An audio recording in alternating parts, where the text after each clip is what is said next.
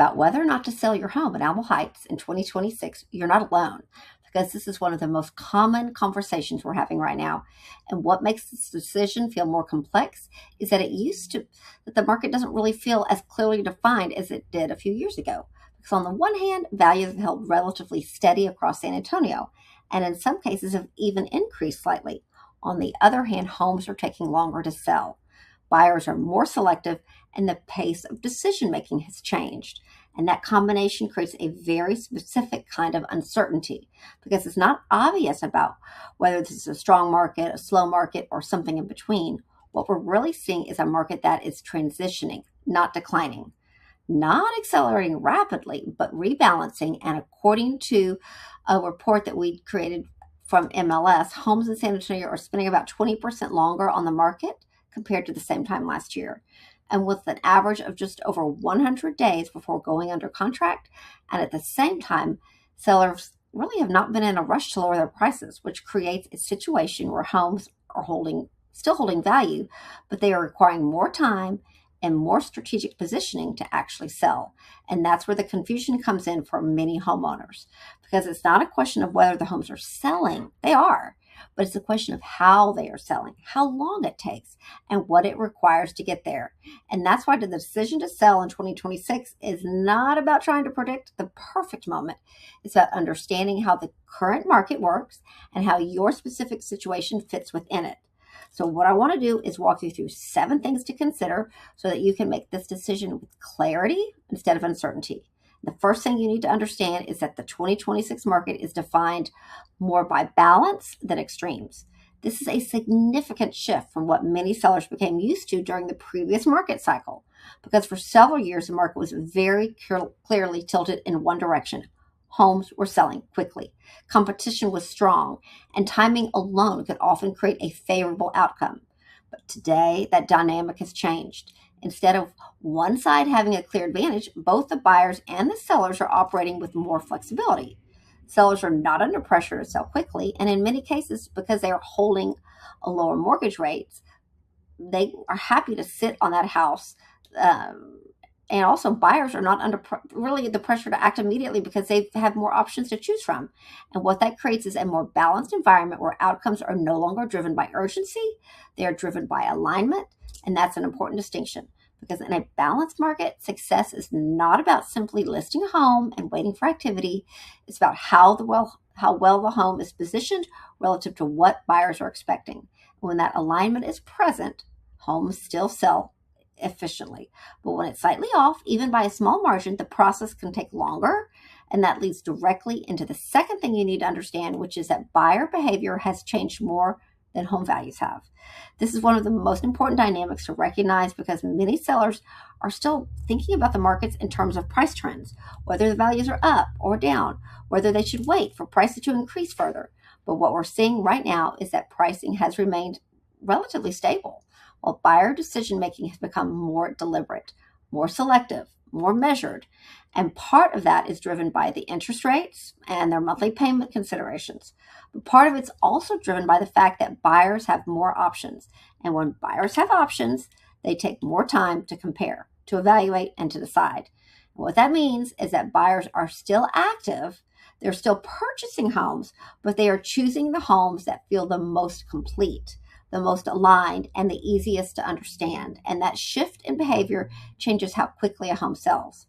Not because demand has disappeared, but because expectations have increased. And that leads directly into the third thing you need to understand, which is not all segments of the market are moving at the same pace. And this is where local nuance becomes incredibly important, because even within San Antonio, different price points and different types of homes are experiencing different levels of demand. And according to local insights, higher price points have continued to see relatively strong activity, while price-sensitive segments of the market have experienced slower demand.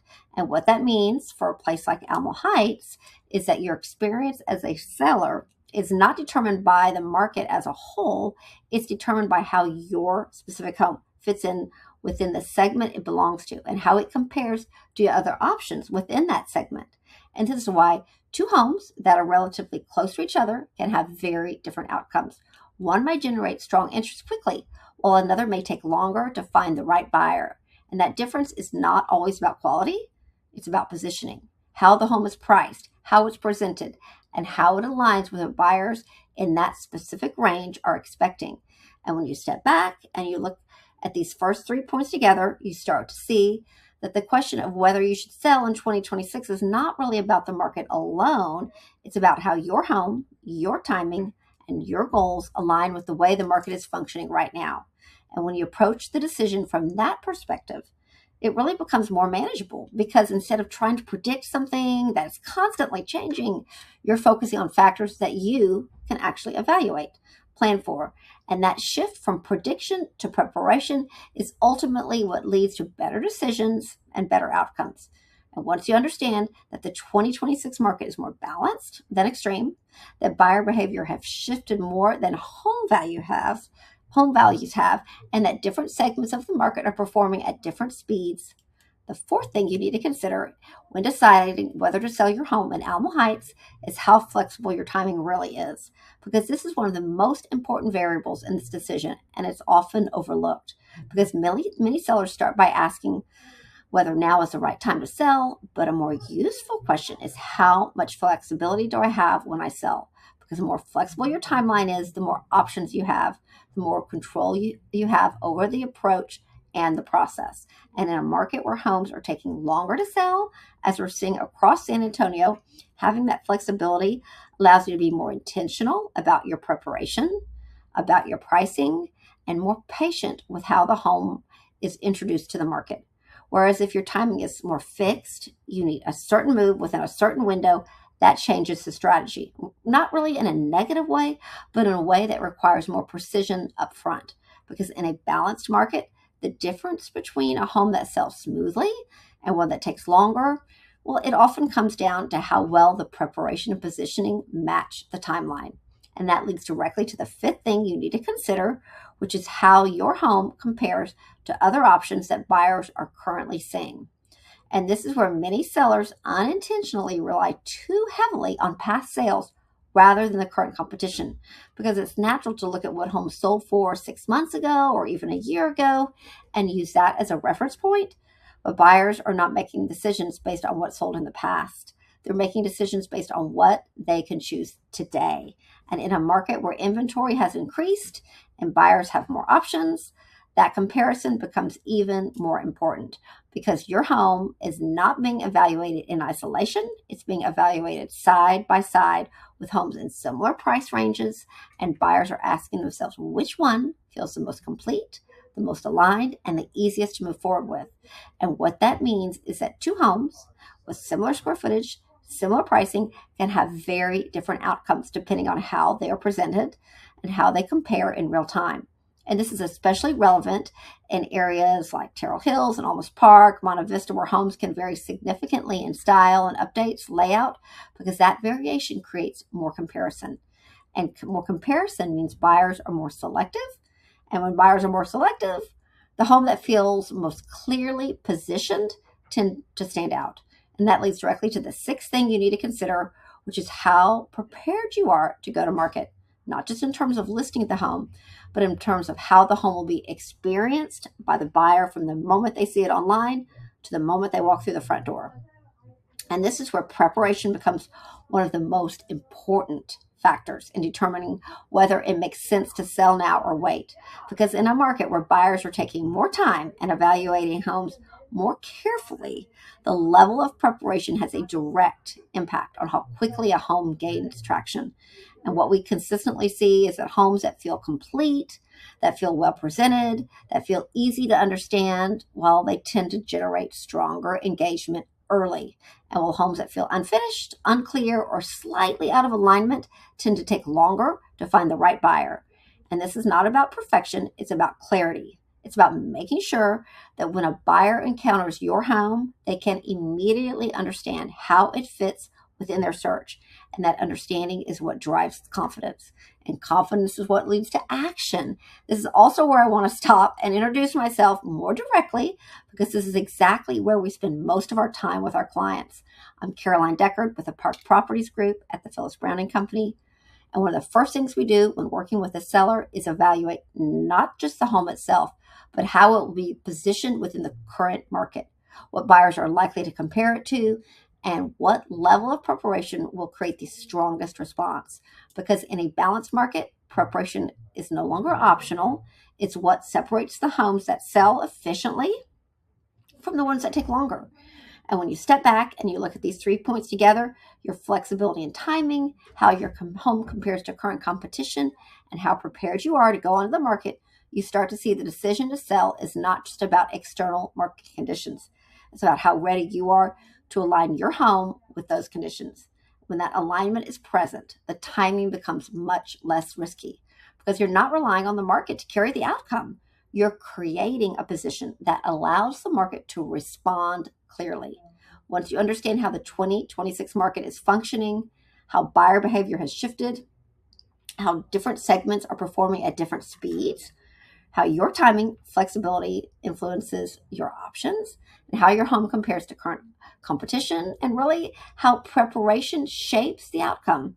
The seventh and final thing you need to consider when deciding whether to sell your home in Alamo Heights is how this decision fits into your longer term goals, because ultimately the market matters, timing matters, strategy matters, but none of those things exist in isolation from what you're trying to accomplish. And what we consistently see is that the most confident decisions come from sellers who are not just reacting to the market, but making a decision that aligns with where they want to be in the next one, even 3 or 5 years from now. And this is where the conversation shifts from, is this the perfect time to sell, to, does selling now support what I'm trying to do next? Because in a balanced market like the one we're in today, there is rarely a single moment that's objectively perfect. Instead, there are windows of opportunity that can be leveraged more effectively when they align with your personal goals, whether that's relocating, downsizing, upsizing, simplifying, make a transition for any number of reasons. And what's important to understand is that the market is always moving, but your goals tend to be more stable. And when these goals are clear, it becomes much easier to evaluate whether selling now, waiting, or preparing for a later timeline makes the most sense. This is also where a lot of unnecessary pressure can be removed from the decision, because instead of trying to predict where the market will go, which is inherently uncertain, you're focusing on what you can control, which is how prepared you are, how your home is positioned, how your timing aligns with your broader plans. And when you step back and you look at all of these 7 points together, you start to see a very clear framework for making this decision. First, the market is balanced rather than extreme, which means outcomes are driven more by strategy than timing alone. Second, buyer behavior has shifted and buyers are more selective, which means clarity and alignment matter more than ever. Third, different segments of the market are performing differently, which means your experience will depend on how your home fits within this category. Fourth, your flexibility and timing influences how much control you have over the process.